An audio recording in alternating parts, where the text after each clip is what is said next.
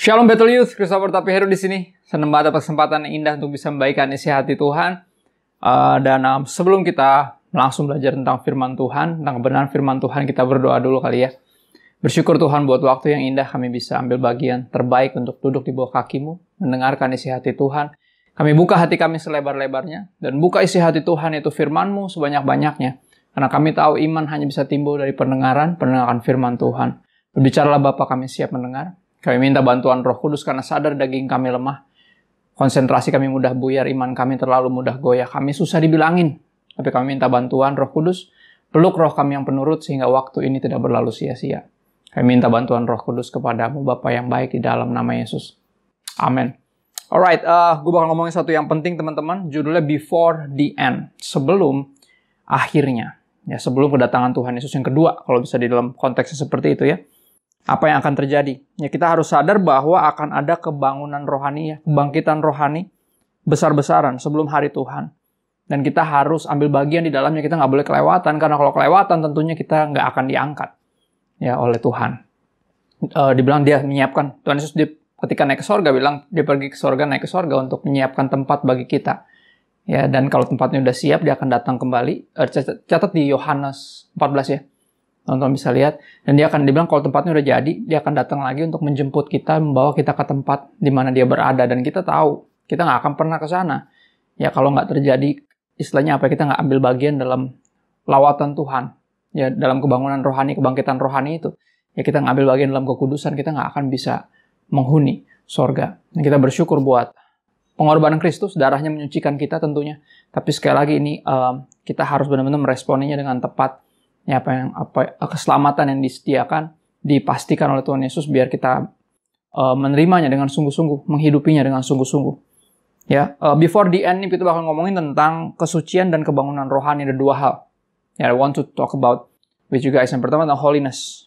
Holiness kita ke Ibrani 12. Teman-teman, go grab your Bibles, your own Bible, make it personal and take it personal. Ya, kalau lu happen untuk dengar khotbah ini buat lu, bukan buat teman lu atau orang lain yang lagi nggak ngeliat. Ya, kalau rasa ini buat teman lu juga lebih gampang, kita hidup di era yang paling enak. Lu tinggal nanti copy linknya, terus langsung share ke teman lu. Ya, ini pesan yang gue yakin sangat penting. Ini bakal jadi pengingat buat siapapun kita. Ya, yang pertama tentang holiness. Kalau suka nyatet, poin pertama, Ibrani 12 ayat 5 sampai 6. Ibrani 12 ayat 5 sampai 6. Dikatakan seperti ini, "Hai anakku, janganlah anggap enteng didikan Tuhan, dan janganlah putus asa apabila engkau diperingatkannya. Ya, karena Tuhan menghajar orang yang dikasihinya, dan ia menyesah orang yang diakuinya sebagai anak." Gue pengen banget bikin kaos gini, dihajar karena disayang, tapi takutnya nggak ada yang beli ya. Padahal ini kebenaran Alkitab ya. Dibilang kalau kita anaknya, kita akan diproses sama Tuhan. Kita nggak akan dibiarin terus begitu-begitu aja. Ya, benar memang Tuhan menerima kita apa adanya, tapi Dia tidak akan membiarkan kita terus seadanya. Seadanya kita adalah pendosa. Kalau kita terus jadi pendosa, kita nggak akan berakhir di sorga. Benar ya? Makanya cinta itu menerima apa adanya, tapi cinta sejati tidak akan membiarkan kita terus apa adanya. Dia akan memproses kita. Dikatakan di sini Dia menghajar yang dikasihinya. Ia menyesah orang yang diakuinya sebagai anak. Ya, didisiplin yang benar-benar anak. Tuhan pasti akan didisiplin oleh Tuhan. Tujuannya apa? Ayat 10 kita loncat sedikit teman-teman. Sebab mereka mendidik kita dalam waktu yang pendek sesuai dengan apa yang mereka anggap baik. Ini bicara tentang orang tua kita di bumi. Ya, tetapi Dia, Tuhan, Bapa kita, menghajar kita untuk kebaikan kita. Bapa kita di sorga menghajar kita untuk kebaikan kita. Tujuannya apa? Catat nih. Supaya kita beroleh bagian dalam kekudusannya. Ya, jadi proses pengudusan ini akan melibatkan proses yang panjang, teman-teman. Pengudusan ini bukan tiba-tiba dipenuhi Roh Kudus terus langsung kudus gitu, mendadak gitu. Kayak orang dalam tanda kutip kerasukan Roh Kudus, nggak kayak gitu cara kerjanya. Ya, kita akan diproses melalui kehidupan. Akan namanya proses pengudusan. Ya, tujuannya adalah apa? Supaya kita beroleh bagian dalam kekudusan Tuhan. Ya. Ayat 12 sampai 14 kita loncat lagi sedikit. Sebab itu, ya karena akan ada proses dalam hidup untuk istilahnya untuk dikuduskan, untuk pengudusan itu, ya, progressive sanctification bahasa Inggrisnya, pengudusan yang progresif, agar kita ambil bagian dalam kekudusan Tuhan. Sebab itu apa? Kuatkanlah tangan yang lemah dan lutut yang goyah. Ya. Dan luruskanlah jalan bagi kakimu, sehingga yang pincang jangan terpelecok, tetapi menjadi sembuh. Artinya ini ada sebuah proses, nggak gampang teman-teman. Jadi jangan apa ya, dalam tanda kutip, jangan baper kalau diproses sama Tuhan. Justru harus bersyukur. Kenapa? Karena Tuhan nggak proses semua orang. Ya, Tuhan memproses yang benar-benar anaknya. Didisiplin, anaknya ini yang didisiplin sama dia. Ya, jadi kalau lu terus bikin dosa dan nggak ada, apa kasarnya gitu ya, nggak ada mentoknya, nggak ada kena batunya, nggak ada nggak ada ke gap atau apa gitu, lu justru mesti hati-hati. Jangan-jangan didiemin sama Tuhan. Ya, kalau lu rasanya kayak setiap kali mau nakal, tahu-tahu ketahuan, ketangkep, atau kenapa, pokoknya mentok sana sini, mentok gitu ya gue bilangnya. Kenapa? Karena nampaknya Tuhan nggak mau biarkan lo ada di situ. Justru kalau you can get away with murder, lo bisa lari karena bikin kasus, lo mesti hati-hati. Ya, karena kalau anak-anak Tuhan yang sungguh nggak akan bisa lari ketika bikin kasus, karena Tuhan akan mendisiplin kita. Ya. Dan disiplin ini bukan sesuatu yang enak. Kuatkanlah tangan yang lemah, lutut yang goyah, luruskanlah jalan bagi kakimu sehingga yang pincang jangan terpelecot, tetapi menjadi sembuh. Ya. Berusahalah hidup damai dengan semua orang. Kenapa? Dan kejarlah kekudusan. Sebab tanpa kekudusan, tidak seorang pun akan melihat Tuhan. Nah, ini penting. Kenapa? Kenapa kita mesti ambil bagian dalam kekudusan ini, holiness? Ya, karena tanpa kekudusan nggak ada yang bisa melihat Tuhan. Ya, dia pergi ke sana emang nyiapin tempat bagi kita di sorga. Tapi kalau tempatnya udah jadi, dia mau jemput kita. Tapi kalau kita nggak kudus, kita nggak bisa ke sana. Buat apa tempatnya udah jadi, tapi kita nggak bisa ke situ, benar ya? Nah, kita harus sungguh-sungguh dalam hal ini, teman-teman. Kita akan diproses sama Tuhan, akan disiplin sama Tuhan. For our own good, untuk kebaikan kita sendiri. Bukan karena Tuhan jahat, tapi karena Tuhan baik justru. Karena Tuhan terlalu sayang, dia nggak mau biarin kita terus apa adanya, terus seadanya. Ya, dia terima kita apa adanya memang, tapi dia tidak akan biarkan kita terus seadanya. Dia akan mendisiplin kita, memproses kita, menghajar, mensesah kita untuk ambil bagian dalam kekudusan Tuhan. Karena tanpa kekudusan nggak ada yang bisa melihat Tuhan. Talk about holiness, poin pertama kita. Ya, dimulai dari siapa? Siapa yang menginisiasi kekudusan dalam diri kita? Gue dulu sempat berpikir apa inisiatif dari gue kali ya. Gue belajar untuk mendisiplin diri gue. Kan gitu ya. Belajar untuk mengendalikan hawa nafsu, menjaga diri, melatih diri, dan segala macam. Self-discipline. Tapi akhirnya apa? Gagal maning. Gagal lagi gitu ya. Akhirnya apa? Jadi despair. Jadinya buatnya kecewa. Karena apa? Gue nggak bisa. Gue udah coba dan segala macam. Right? Tapi ternyata ada satu ayat yang indah banget. Satu ayat favorit gue. Ya, salah satu ayat pertobatan gue di Yehezkiel 36 ayat 26 sampai 27. Ya, gue tungguin lo buka Alkitab sampai situ. Ayat ini sangat indah, nih ayat pertobatan gue. Setiap kali gue buka Alkitab baru atau beli Alkitab baru, dapat Alkitab baru, pasti di depannya gue gambarin grafiti ayat ini. Yehezkiel 36 ayat 26 sampai 27 tentang hati yang baru. Hati yang baru. Karena the heart of the matter is the matter of the heart. Sumber masalahnya biasanya itu hati. Ya, makanya mesti dari situ dulu diberesin. Ya, dan ternyata ada janji yang sangat indah, teman-teman. Yehezkiel 36 ayat 26 sampai 27, Tuhan bilang gini, "Kamu akan kuberikan hati yang baru." Tuhan yang ngomong. Ya. "Dan roh yang baru di dalam batinmu. Dan aku," kata Tuhan, "akan menjauhkan dari tubuhmu hati yang keras." Ya. "Dan kuberikan kepadamu hati yang taat." Ini semuanya Tuhan di sini, teman-teman, yang berkarya. Lihat ya. "Kuberikan hati yang baru, roh yang baru dalam batinmu. Aku akan menjauhkan tubuhmu dari hati yang keras. Kuberikan kepadamu hati yang taat." Ayat 27, "Rohku," ya, roh Tuhan sendiri, Roh Kudus akan kuberikan diam di dalam batinmu. Wow. "Dan aku," kata Tuhan, "akan membuat kamu hidup menurut segala ketetapanku dan tetap berpegang pada peraturan-peraturanku dan melakukannya." It's all Him. Ya, ternyata ini benar-benar Tuhan yang ganti hati kita sama yang baru dan rohnya tinggal di dalam kita. Sehingga kita mampu untuk hidup sesuai dengan firman Tuhan. Memegang ketetapan Tuhan dan berpegang terus di situ. Kita stay di jalurnya Tuhan. Kita hidup kudus. By the grace of God. Anugerah Tuhan. Ya, hati yang baru dan roh kudus yang di dalam kita. Ya, dan semuanya apa? Roh Kudus benar-benar bisa tinggal dalam hati kita. Karena apa? Karena pengorbanan Kristus menangkap hati kita. Pengorbanan Kristus menangkap hati kita buat kita jadi jatuh cinta sama Tuhan. Hati kita terbuka untuk Tuhan. Dan Tuhan mengganti hati kita dengan yang baru. Yang merindukan Tuhan. Dan Roh Kudus tinggal di dalam situ. Di dalam sini. Dalam setiap kita. Ya, jadi kekudusan bukan sesuatu yang mustahil. Mustahil memang di luar Tuhan. Di luar Tuhan yang ada kita cuma mampu beragama. Tapi Agama tidak menyelamatkan. Yang menyelamatkan Sang Juru Selamat, yaitu Yesus Kristus. Kita bersyukur kita punya penolong, Roh Kudus.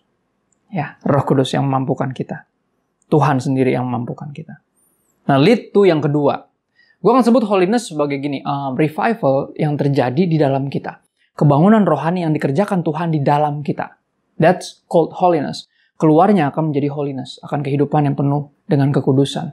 Karena dikerjakan sama Tuhan, pertama di mana revivalnya, kebangunan rohaninya, kebangkitan rohaninya, di dalam kita. Ini akan menghasilkan kekudusan yang terlihat di luar. Kita akan hidup seperti yang Tuhan mau. Nah, berikutnya, kita akan dibawa oleh Tuhan yang melakukan bersama dengan Dia apa yang disebut dengan kebangunan rohani, kebangkitan rohani di luar. Ya, kita kenal sebagai revival. Jadi revival ternyata pertama starts within. Dimulai di dalam kita. Dan Tuhan akan pakai kita untuk melakukan revival di luar. Ya, di lingkungan kita, di keluarga kita dulu, terus lingkungan kita. Ya, bahkan sampai seluruh dunia. Ya, bersama dengan Tuhan. Kita dibawa ikut serta dalam pergerakannya Tuhan.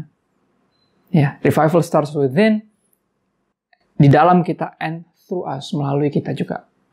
Ya, dan aku rindu semua kita menggenapi nubuatan ini. Ya, seorang nabi bernama Yoel, coba teman-teman buka Yoel 2 ayat 28. Ya, bisa dibuka Yoel 2 ayat 28, tertulis seperti ini. Kemudian daripada itu akan terjadi bahwa Tuhan lagi yang berbicara kepada Nabi Yoel, aku akan mencurahkan rohku ke atas semua manusia. Ya. Maka anak-anakmu laki-laki dan perempuan akan bernubuat. Orang-orangmu yang tua akan mendapat mimpi, teruna-terunamu atau youth, ya, you guys, akan mendapat penglihatan-penglihatan. Dulu sempat berpikir semua manusia, apakah semua orang akan dipenuhi Roh Kudus? Tapi ternyata bahasa aslinya bukan semua orang, tapi segala jenis orang. Artinya makanya dilihat di situ kan. Anak-anak laki-laki, perempuan, ya, terus orang-orang yang tua, terus orang-orang yang muda, jadi segala jenis kelamin, usia, right? Jadi itu maksudnya segala jenis tuh bukan semua manusia, tapi segala jenis manusia, ya, laki-laki atau perempuan, muda atau tua, ya, akan dibawa sama Tuhan, akan Tuhan pakai untuk menggerakkan, membangkitkan, ya, satu kebangunan rohani ini. Tuhan akan pakai kita. Setelah Dia berkarya dalam kita, Dia akan memakai kita sebagai alatnya untuk mengerjakan apa yang disebut dengan revival ini sebelum Tuhan datang kembali. Nah, di Kisah Para Rasul 2 ayat 17, teman-teman, lebih jelas lagi spesifik dikasih time-nya. Waktunya itu kapan. Ya. Kisah Rasul 2 ayat 17 dibilang akan terjadi pada hari-hari terakhir. Terus dia kutip sama persis. Dikutip Yoel 2 ayat 28 tadi.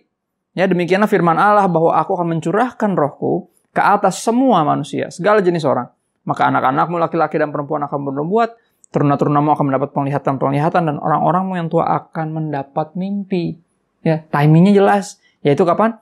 Pada hari terakhir. Ya, which is kapan? Sekarang. Kita hidup di dari akhir zaman. Bukan di akhir zaman lagi, udah di ujungnya dari akhir zaman. Ya, kita tahu dunia makin gak jelas. Dan kita tahu, kalau dunia makin gak jelas, kita tahu Tuhan Yesus sudah segera datang. Benar ya teman-teman ya? Ya. Kita ke Habakuk 2 ayat 14. Kalau benar akan terjadi revival besar-besaran sebelum kedatangan Tuhan yang kedua, berarti revival itu seperti apa sih? Akan ada kehausan yang baru akan Tuhan dan kebenaran. Nah, kita hidup di tengah pandemi, teman-teman. Udah hampir 2 tahun ini kita begini. Ya, orang-orang dunia udah makin sadar. Kita pun juga banyak yang dibukakan mata kita untuk melihat bahwa iya ya, dunia ini makin gak jelas ya. Ya, akhirnya nggak ada lagi yang bisa kita andalkan. Apapun atau siapapun bisa ada dan nggak ada begitu aja. Ya, akhirnya apa? Mata kita mulai tertuju kepada Tuhan, mulai cari alternatif. Dunia ini nggak bisa diandelin. Kita cari siapa yang buat diandelin. Akhirnya apa? Mereka melihat kepada kita. Kita yang punya pengharapan. Kita yang tidak putus asa di tengah pandemi. Kita yang tetap semangat menjalani hidup. Ya, tetap semangat melayani Tuhan, setia, beribadah kepada Tuhan. Akhirnya orang dunia akan mulai berpikir, nih mereka punya apa ya yang kita nggak punya? Kok mereka bisa kayak gitu ya? Kita udah mulai hopeless, udah mulai putus asa. Kok mereka bisa tetap berpengharapan ya? Akhirnya mereka akan datang kepada kita, akan ada kehausan besar-besaran. Akan Tuhan dan kebenarannya. Akan pengharapan yang sejati. Ya, sekali lagi kita hidup di dari akhir zaman. Habakuk 2 ayat 14. Ya, Habakuk 2 ayat 14 dikatakan seperti ini. Sebab bumi akan penuh dengan pengetahuan tentang kemuliaan Tuhan. Jadi bumi ini akan penuh dengan pengenalan akan Tuhan. Kenapa? Karena banyak yang menyiarkannya. Banyak yang menginjil, banyak yang pakai kayak kita sekarang pakai sosial media kita untuk memberitakan kebenaran. Ya, bukan kristenisasi, karena orang kalau nggak mau lihat, ya tinggal scroll away, ya nggak sih kalau di postingan kita tuh. IG atau mana TikTok gitu, kalau emang nggak suka ya tinggal lewat, nggak usah lihat gitu. Tapi kita akan bisa membagikan kebenaran dan orang yang akan menentukan mereka mau dengar atau enggak, nerima atau enggak. Bagian kita hanya apa? Membagikannya, memberitakannya. Ya itu bagian kita teman-teman. Ya. Dan kita akan membuat bumi ini akan penuh dengan pengetahuan tentang kemuliaan Tuhan seperti air yang menutupi dasar laut. Teman-teman, you know the sea, tahu laut kan? Itu isinya air semua. Nanti tuh kayak gitu. Ya dunia ini akan penuh dengan kemuliaan, akan pengetahuan tentang Tuhan. Kenapa? Karena kita terus memberitakan Tuhan. Ya, kita memberitakan Tuhan sampai Ia datang. Benar ya? Dan ini akan terjadi seperti itu teman-teman. Sekali lagi, pandemi ini saat yang paling tepat justru untuk makin berani yang memberitakan tentang Injil Kristus. Lewat postingan-postingan kita, lewat semua apapun yang kita buat ya. Dengan kehidupan kita tentunya. Dirumahkan ya. Kerap kali kita dirumahkan karena tinggi lagi ntar rendah, tinggi lagi ntar rendah kan gitu ya. Si ininya nih nggak beres-beres gitu. Tapi dirumahkan justru membuat kita makin makin bisa produktif untuk memakai semua platform khususnya sosial media atau digital untuk memberitakan tentang Tuhan. Dan ini kesempatan yang indah. Kenapa? Karena dunia ini sekali lagi mengais-ngais. Ya mencari-cari pengharapan. Dan kita memilikinya. Kita memilikinya. Kita ke Matius 24 ayat 14. Ini ayat terakhir kedua. Ya, terakhir kedua. Mudah-mudahan gue gak terlalu panjang dan bisa sederhana teman-teman. Sekali lagi. Ya menjelang kedatangan Tuhan yang kedua. Before the end. Sebelum akhirnya. Ya akan ada kebangunan rohani pertama di dalam kita. Yang kita sebut dengan holiness. Ya Tuhan akan mengganti hati kita dengan yang baru dan rohnya akan dibiarkan tinggal di sini. Kita akan hidup sesuai dengan firman Tuhan. Kita hidup dalam firman. Kita hidup dalam kekudusan yang sesungguhnya. Bukan yang agamawi. Tapi yang benar-benar ilahi. Benar-benar yang by grace and the power of the Holy Spirit. Oleh anugerah Tuhan dan oleh kuasa dari Roh Kudus. Ya itu yang pertama. Revival terjadi di dalam kita. Nah berikutnya kita lagi ngomongin tentang revival yang akan Tuhan lakukan melalui kita. Ya melalui kita.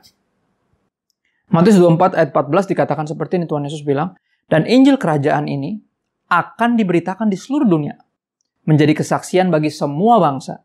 Sesudah itu baru tiba kesudahannya. Ya, jadi Tuhan Yesus nggak akan datang sebelum Injil ini didengar sama semua orang di seluruh dunia. Bayangin nggak hidup di era murid-murid zaman itu?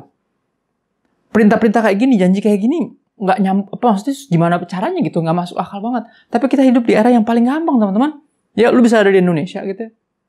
Dan bisa beritain Injil terus, tapi sampai kemana-mana bisa dengar gitu. Orang di luar negeri, di belahan dunia yang mana tuh bisa nyampe. Lewat apa? Internet. Kita hidup di era yang paling mungkin. Ya, kita bisa memberitakan Injil kerajaan ini di seluruh dunia, bahkan menjadi kesaksian bagi semua bangsa. Murid-murid ketika dengar itu bingung. Kita sekarang kalau baca ini harusnya udah nggak bingung. Kita harus tahu, we living in this era. Kita hidup di masa ini. Ya, jadi jangan malas menginjil. Ya, apa yang teman-teman dapat ketika baca Alkitab, yang Kristus yang kau kenal, bagikan itu kepada orang lain. Ya, gimana cara kita membagikan kalau kita sendiri juga nggak kenal? Ya nggak? Kita hanya bisa memperkenalkan Dia yang kita kenal. Makanya apa? Kenali penciptamu sejak masa mudamu. Ya, jangan buang-buang waktu. Ya, kemarin aja sibuk. Sekarang dirumahkan, download Netflix. Ya kan jadi tetap sibuk. Come on. Stop making excuses and start making changes. Ya, berhenti bikin alasan dan mulai buat perubahan. Ya, perubahan yang Tuhan kerjakan pertama dalam diri kita. Dia ganti hati kita sama yang baru. Rohnya dibiarkan tinggal. Nah, kita mulai mengganti gaya hidup kita. Yang tadinya abai sama firman Tuhan, sekarang mulai sungguh-sungguh hidup dalam firman Tuhan. Ya, tadinya cuek, kebaktian seminggu sekali. Sekarang karena nggak bisa di gereja, kebaktian akhir tiap hari ada persekutuan. Ya, tiap hari ada istilahnya kayak kebaktian tapi via semua digital platform yang ada gitu ya, online. Unik ya. Dan dibilang gini, di Ibrani 10, ini di luar catatan gue ya. Ibrani 10 ayat 25 dibilang gini, janganlah menjauhkan diri dari pertemuan ibadah seperti yang dilakukan beberapa orang. Tapi apa? Menjelang hari Tuhan yang mendekat, lakukanlah itu lebih sering. Ya, ciri-ciri Tuhan yang makin dekat adalah apa? Kita ibadah lebih sering, bener gak? Ya, kenyataannya apa? Setiap hari ada ibadah, setiap hari ada yang undang gue untuk khotbah. Lewat Zoom, lewat Google Meet, dan whatnot, lewat semua platform. Artinya apa? Tuhan udah makin dekat, orang-orang makin menyadari, we need Him, kita membutuhkan Tuhan. There's such thing that ini ada hal yang kita sebut sebagai kebangunan rohani, kebangkitan rohani. Ya, kebangkitan rohani. Ayat terakhir teman-teman. Ayat terakhir. Gue sekali berdoa biar ini sederhana banget. Ya, gue gak mau memperpanjang ini. 2 hal aja. Yes, before the end akan ada 2 hal yang terjadi. Ada kebangunan rohani di dalam diri kita, yang kita kenal sebagai holiness. Ada movement itu. Ya, movement kekudusan, anak-anak Tuhan yang sungguh-sungguh menyadari. Ya, kita mesti hidup sesuai dengan predikat kita. Kalau kita anak Tuhan, masa kita hidup kayak anak setan kan gak nyambung ya. Maka kita mulai sesuai sama apa yang Tuhan katakan tentang kita. Kita hidup sebagai anak-anaknya. Dan yang kedua adalah ada revival, ada kebangunan rohani yang dilakukan melalui kita. Melalui kita. Ya, 1 Petrus 3 ayat 15. Aku pakai bahasa Indonesia masa kini ya. Itu terjemahan yang aku sangat gua rekomendasi. Soalnya gini, banyak orang alibi klasiknya nggak mau baca Alkitab soalnya bahasanya susah katanya. Padahal lebih susah bahasa pemrograman, lu bisa. Ya kan, lebih susah buku biologi, lu buku kimia, lu bisa. Ya, artinya bukan masalah bisa atau enggak, masalahnya mau apa enggak. Ya, masalahnya mau apa enggak. Dan sekali lagi, terjemahan Alkitab yang paling bagus adalah yang paling sering lu baca, yang paling bisa lu ngerti. Dan kalau anggap terjemahan baru itu cukup membingungkan, coba deh. Ya, coba cek bahasa Indonesia masa kini dari Lembaga Alkitab Indonesia. Bahasanya sangat mudah dimengerti. 1 Petrus 3:15 ditulis seperti ini. Petrus ngomong gini, tetapi di dalam hatimu, ya di dalam hati kita nih teman-teman, hendaklah kalian memberikan kepada Kristus penghormatan yang khusus, yang sesuai dengan kedudukannya sebagai Tuhan. Ya, kalau terjemahan baru bilang, kuduskanlah Kristus dalam hatimu sebagai Tuhan. Ya, kalau dia memang Tuhan dalam hidup lu, ayo, taati dia. Nah, kalau lu bilang dia Tuhan, tapi lu manggil dia Tuhan, tapi ketika dia nyuruh lu nggak mau taat, berarti Tuhannya lu dong. Bukan Tuhan, ngerti ya? Di dalam hatimu, hendaklah kalian memberikan kepada Kristus penghormatan yang khusus, yang sesuai dengan kedudukannya sebagai Tuhan. Kalau dia memang Tuhan dalam hidup lo, biar dia ngatur hidup lo. Ikutin semua perintah dan larangannya. Ya, perintahnya lakukan, larangannya jauhi, benar ya? Ayo, kalau memang dia Tuhan. Dan hendaklah kalian selalu siap untuk memberi jawaban kepada setiap orang yang bertanya mengenai harapan yang kalian miliki. Teman-teman, mungkin kalau kita ke sosial media, khususnya kita akan sering lihat perdebatan-perdebatan ya, antara di forum-forum debat, atau apalagi sekarang di YouTube gitu, banyak video-video yang isinya perdebatan. Emang itu kalau berantem gitu cenderung lebih rame gitu ya. Tapi kita sekarang suka bingung kayak, aduh, kadang jadinya emosi juga yang dari pihak Kristennya juga, ya kan jadi marah-marah sendiri. Jadi kepancing emosi juga. Jadi akhirnya jadi juga sibuk nyinyir juga, akhirnya jadi satir, bahkan jadi sarkas gitu ya. Akhirnya kita nggak bisa ngelihat Kristus. Mungkin argumennya benar. Ya, argumennya hebat, tapi perilakunya itu, sikapnya itu nggak banget gitu. Nggak mencerminkan Kristus. Nah, teman-teman, kita mesti sadar teman-teman, yang kita miliki bukan hanya argumen. Dan ini bukan perdebatan sebenarnya. Kita lagi memberitakan Injil. Yang kita miliki adalah pengharapan. Pengharapan, karena itu yang orang cari akhir-akhir ini. Yang menjelang kedatangan Kristus yang kedua dari akhir zaman ini, orang mencari pengharapan dan yakinkan dirimu bahwa kita memiliki pengharapan, itu yang orang-orang cari, sehingga kita membagikannya dengan berani. Ya, jangan takut ditolak, karena yang ditolak bukan engkau atau saya, yang ditolak adalah Tuhan. Kita bawa berita, kita bawa kebenarannya Tuhan. Kita bawa surat cintanya Tuhan, kita kasih ke orang yang dialamatkannya. Nih loh, kasih teman lo. Ya, I love you, kasih tau dia, kata Tuhan gitu. Kita kasih tau dia. Kalau dia nggak peduli, bukan urusan kita. Kita berdoa, Tuhan, biar one day ya dia mencari pengharapan dan menemukannya dalam engkau. Ya, teman-teman, sekali lagi we have hope. Kita punya pengharapan. Kita ini agen pengharapan, hope dealer. Ya, kalau plesetan dari dope dealer tuh pengedar narkoba, teman-teman. Tapi enggak, kita nggak mengedarkan narkoba, kita menyalurkan harapan. Karena pengharapan itu yang kita miliki dalam Yesus. Ya, mudah-mudahan ini sederhana. Sekali lagi, let me close us in prayer. Dan aku berharap sungguh-sungguh Roh Kudus terus berbicara, bahkan ketika aku udah berhenti berbicara. Yuk, let's pray. Bersyukur Tuhan buat hadirat-Mu.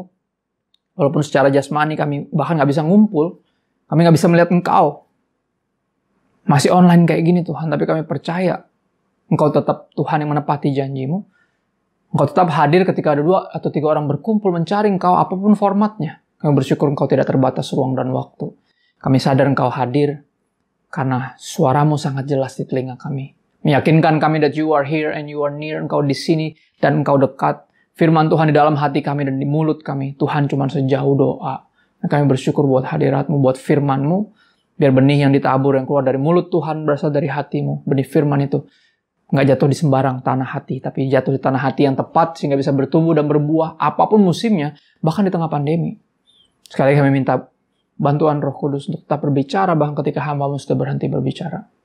Mampukan kami ya Roh Kudus untuk jadi pelaku firman, untuk hidup kudus, dan juga untuk taat sama perintah Tuhan untuk menginjil. Karena kami tahu Engkau segera datang. Before the end, ini yang kami mau ambil bagian di dalamnya. Kami ambil bagian dalam kekudusan, dan kami mau ambil bagian dalam revival, dalam penginjilan yang sedang Kau kerjakan. Terima kasih ya Bapa. Kami minta bantuan Roh Kudus kepadamu, dalam nama Yesus. Amen. God bless you guys. Stay safe and healthy.